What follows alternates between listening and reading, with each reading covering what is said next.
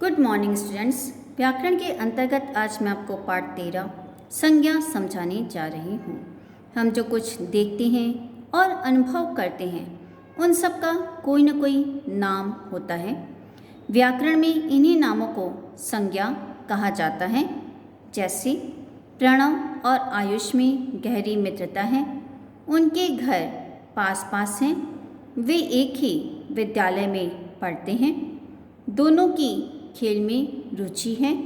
इन वाक्यों में प्रणव और आयुष ये व्यक्तियों के नाम हैं, घर और विद्यालय ये स्थान के नाम हैं, मित्रता और रुचि ये गुणों या भावों के नाम हैं।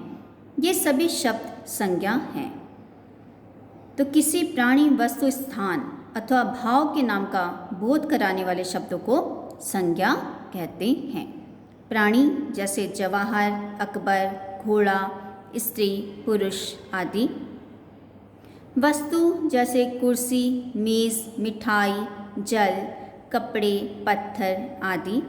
स्थान जैसे दिल्ली, हरिद्वार, विद्यालय, मंदिर आदि। गुण, स्थिति या भाव जैसे बचपन, जवानी, बुढ़ापा, बीमार, उदारता, कंजूसी आदि। कुछ संज्ञा शब्द प्राणीवाचक होते हैं जैसे लड़का, कुत्ता, घोड़ा, माता, पिता आदि, जबकि कुछ संज्ञा शब्द अप्राणीवाचक होते हैं जैसे देश, पर्वत, नदी, हवा, वन आदि।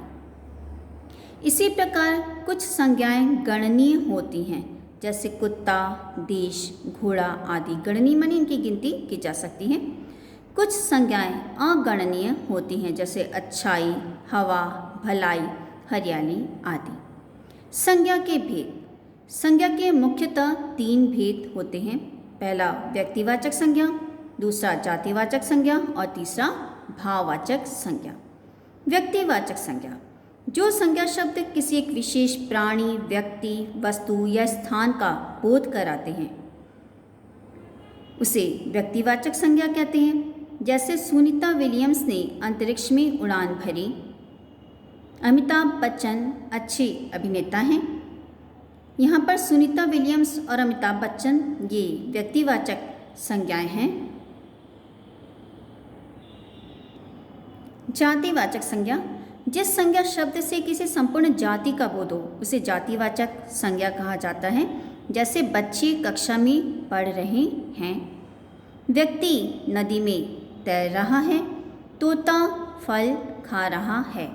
उपर्युक्त वाक्यों में बच्चे, कक्षा, व्यक्ति, नदी, तोता और फल शब्द किसी प्राणी, वस्तु एवं स्थान की पूरी जाति का बोध करा रहे हैं। ये किसी व्यक्ति का बोध नहीं करा रहे बल्कि उसकी पूरी जाति का बोध करा रहे हैं। ये सभी शब्द जातिवाचक संज्ञा के उदाहरण हैं। इस प्रकार जो शब्द किसी प्राणी, वस्तु, स्थान की पूरी जाति का बोध कराते हैं उन्हें जातिवाचक संज्ञा कहते हैं। भाववाचक संज्ञा किसी भाव, दशा, गुण, अवस्था आदि का बोध कराने वाले शब्द भाववाचक संज्ञा कहलाते हैं। थकान, मिठास, बुढ़ापा, गरीबी, आज़ादी, साहस, वीरता आदि शब्द भाव, गुण, अवस्था का बोध करा रहे हैं। ये भाववाचक संज्ञा हैं। जैसे रीतू के दिल में खुशी है, आज उसके दोस्त उससे मिलने आ रहे हैं, आज उसका जन्मदिन है, चलिए हम भी उसे बधाई देते हैं। लो रीतू अपना उपहार, हम सबका प्यार। इन वाक्यों में खुशी, बधाई, प्यार शब्द भाववाचक संज्ञाएं हैं।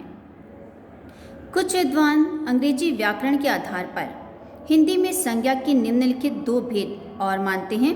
पहला द्रव्यवाचक संज्ञा, दूसरा समूहवाचक संज्ञा। जानते हैं द्रव्यवाचक संज्ञा किसे कहते हैं?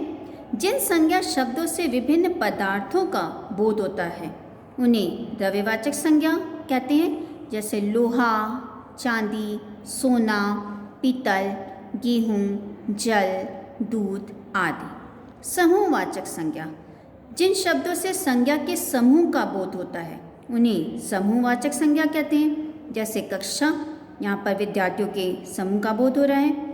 दल, इस शब्द से व्यक्तियों के समूह का बोध हो रहा है। सेना, इस शब्द से सैनिकों के समूह का बोध हो रहा है।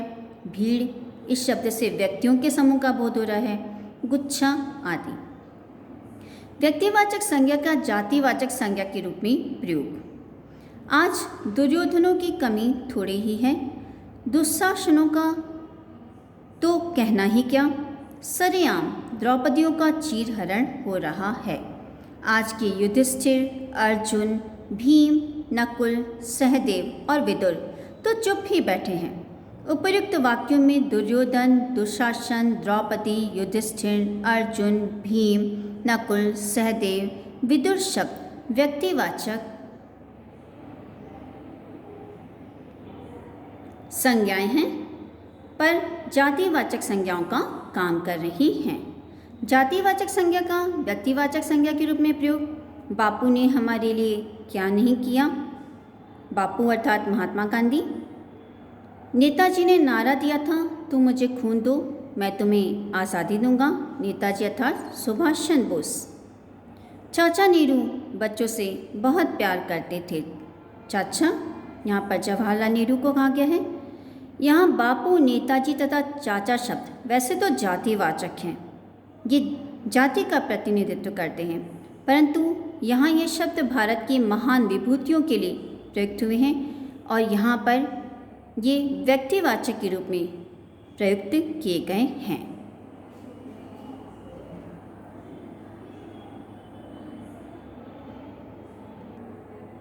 बच्चों, आज का पाठ मैं यहीं समाप्त करती हूँ। इसके आगे का पाठ मैं आपको अगले वीडियो में समझाऊंगी।